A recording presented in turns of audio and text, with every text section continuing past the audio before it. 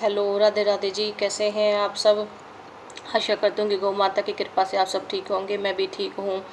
और आज फिर हम एक गौ माता की महिमा के बारे में गुणगान करने करेंगे और गौ माता के बारे में जानेंगे। देखिए, मैं आपको बता देती हूँ कि अगर आप इस वीडियो को देखते हैं और आप लाइक करते हैं, तो जब आप इस वीडियो को लाइक करते हैं तो आप गौ माता को लाइक करते हैं, आप गौ माता से जुड़ते हैं, क्योंकि ये वीडियो गौ माता के ऊपर बनाई गई है। हम गौ माता की महिमा का गुणगान कर रहे हैं। आप घर बैठे अब गौ माता के बारे में जान जाएंगे और आप गौ माता को ही जब वीडियो को लाइक करेंगे तो आप गौ माता को लाइक करेंगे, तो इससे आप घर में बैठे गौ माता से जुड़ जाएंगे। और आप इस वीडियो को जब आगे अपने फ्रेंड सर्कल में भेजेंगे, किसी को इसके बारे में बताएंगे, तो ये देखें कि आप भी गौ माता की महिमा का गुणगान गा रहे हैं। और गौ माता की महिमा का गुणगान गाना हर किसी के बस की बात नहीं है। ये वही गा सकते हैं, इस काम को वही कर सकते हैं जिस पर गौ माता की कृपा होती है, जिस पर सदगुरु महाराज की कृपा होती है। गौ माता ही गुरु है, गुरु ही गौ माता है। क्योंकि कहते हैं कि जब बच्चे की पहली गुरु माँ ही होती है, तो जब पहली गुरु माँ होती है तो गौ माता भी तो हमारी माँ ही है। तो हम अपनी गौ माता को ही अपना गुरु बनाए, अपना लक्ष्य बनाए। हम कुछ भी ना करें, कुछ भी सेवा ना करें, सिर्फ गौ माता से जुड़ जाए तो हमारे सारे काम अपने आप हो जाएंगे। क्योंकि गौ माता के अंदर सारे धर्म शास्त्र तीर्थ सब कुछ गौ माता के अंदर है। एक गौ माता की सेवा करने से, गौ माता को की महिमा का गुणगान सुनने से, गौ माता को प्यार करने से हमें हमें सारा सब कुछ मिल जाएगा। क्योंकि 33 करोड़ देवता गौ माता के अंदर विराजमान है। हमारी गौ माता चलता फिरता मंदिर है, हमारी गौ माता चलता फिरता हॉस्पिटल है। उसमें गौ माता की जो भी चीज़ें हैं सारी औषधि के काम होते हैं। गौ माता का गोबर है, गौमूत्र है, घी है, सब कुछ हमारी गौ माता का औषधि में काम आता है। आप फिर उसको कैसे पशु कह रहे हैं? क्या और जो पशु हैं उनका मूत्र गोबर क्या औषधि में काम आता है? नहीं ना। तो हमारी गौ माता का ही सारी चीज़ें औषधि में काम आते हैं, तभी हम अब इसको माँ कहते हैं। आप इसको पशु कैसे कह सकते हैं? ये हमारी राष्ट्र माँ है, ये हमारी माँ है, ये पूरी सृष्टि की माँ है, ये पूरे संसार की माँ है। धरती ही गौ माता है, गौ माता ही धरती है। आप गौ माता से जुड़िए, गौ माता की सेवा करिए, गौ माता का चिंतन करिए, मनन करिए, गौ माता की तरफ ध्यान करिए। जब भी हम अपना घर में भोजन बनाते हैं या हम खुद भोजन करते हैं, तो हमें उसमें से एक टुकड़ा गौ माता के लिए निकालना चाहिए। एक छोटा सा टुकड़ा गौ माता के ग्रास के लिए निकालना चाहिए। फिर हमें भोजन करना चाहिए। हमेशा अपने भोजन के भाग का जो ग्रास बनाने वाले का पुण्य समूह जाग जाता है। उसका आप जो भोजन करते हैं, इसमें से अगर छोटी सी चपाती आपने अगर 2 चपाती ली है, आधी चपाती आप अपनी गौ माता के लिए उठा के रख देते हैं और बाकी की आप खा लेते हैं, तो जो आपने अपना जो हिस्सा अपनी गौ माता के लिए दिया है, तो उसका तो अनंत कोटि बना करके माँ आपको देती है। माँ हमेशा आपके दुखों को दूर कर देती है, आपकी खुशियाँ झोलियों से भर देती है। सारी संपदा गौ माता की है। जब सारी सृष्टि जगत आधार सब शास्त्र सब कुछ ही गौ माता ने दिया है, तो सब कुछ ही गौ माता का हो गया। धर्म खुद ही गौ माता है। सारे शास्त्र सारे पुराण गौ माता के अंदर है, सारा अमृत गौ माता के अंदर है। तो गौ माता का ही सब कुछ है। हम कैसे कह रहे हैं कि ये हमारा वो हमारा? सब कुछ गौ माता ने दिया है और ये सब कुछ गौ माता का ही है। भक्ति भाव से गौ माता को सम्मान करो। भक्ति भाव से गौ माता का हमें सम्मान करना चाहिए, पूजन करना चाहिए। अपने घर में आप गौ माता की मूर्ति रखिए, गौशाला में जाके पूजा करके आइए, डेली गौ माता की पूजा कीजिए, चंदन लगाइए, गौ माता की आरती कीजिए, गौ माता को रोज़ाना भोजन कराइए, पानी पिलाइए, गौ माता के ऊपर हाथ फेरिए। भवन वस्त्र भोजन की सबको इच्छा होती है। गौ माता के समीप जाकर आह्वान करो, सब मिल जाएगा जो चीज़ आपको चाहिए।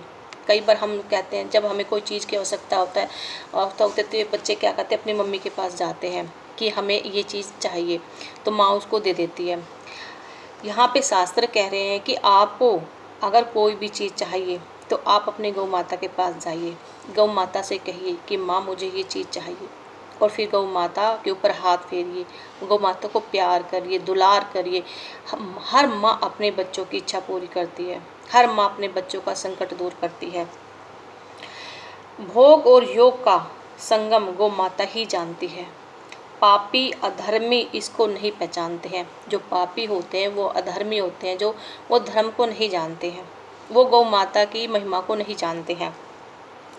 हमारा एकमात्र अभियान होना चाहिए कि गांव-गांव, पूर्ण नगर-नगर गौ का प्रचार हो, गांव-गांव, नगर-नगर गौ माता का प्रचार हो। धेनु की महिमा को समझकर ऋषियों ने इस मंत्र को कीलित कर दिया है कि गौ माता की असीम कृपा से थोड़ी ही समझ आ गई है।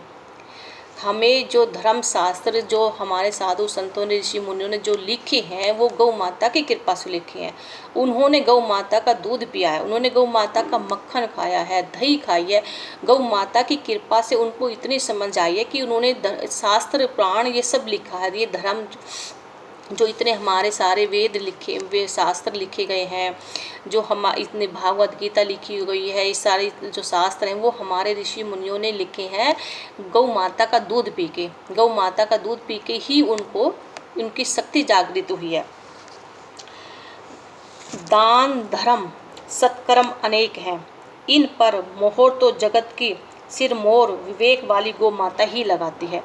अगर आप कोई दान कर रहे हैं, धर्म कर रहे हैं और गौ माता की सेवा नहीं कर रहे हैं तो आपका दान पुण्य नहीं लगेगा।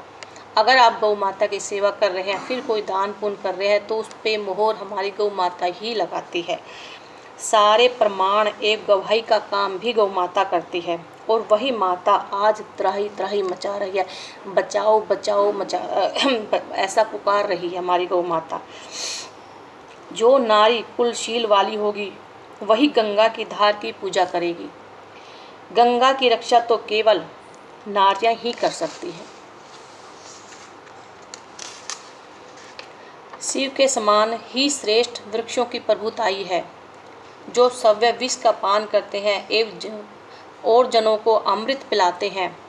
ऋषि मुनि जंगल में निवास करते हैं, तपस्या करते हैं, सारी मनोकामनाओं से रहित वैरागी हैं।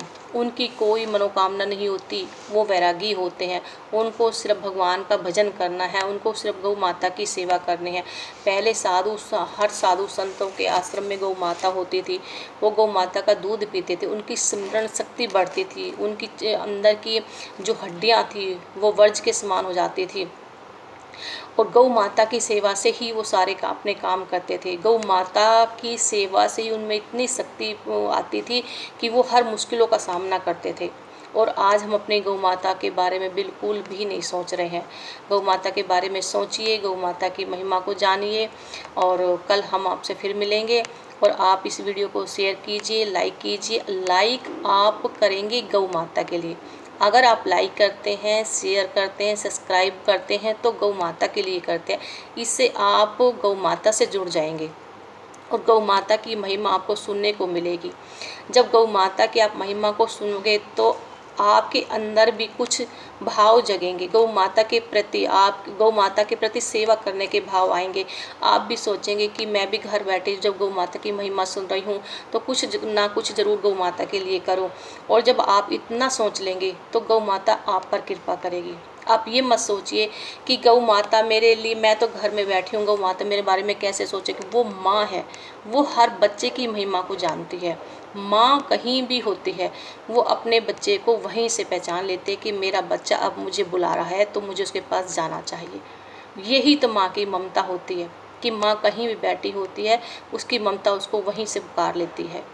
आप अपनी इस वीडियो को लाइक कीजिए, शेयर कीजिए, सब्सक्राइब कीजिए। अगर आपको कुछ भी गौ माता के बारे में पूछना है, जानना है, और कुछ भी गौ माता की आप को ये लगे कि कुछ आप जानना चाहते हैं गौ माता के बारे में, दूध दही, अपना ये गौ माता का जो गौमूत्र होता है, गौ माता का जो अर्क होता है, गौ माता के से गौमूत्र से कौन कौन सी बीमारियां ठीक हो सकती हैं, अगर आपको ये जानना है तो आप ज़रूर कमेंट्स में लिखिए और हम आपको उनकी समस्या आपको ज़रूर ये बताएंगे कि आप किस बारे में जानना चाहते हैं।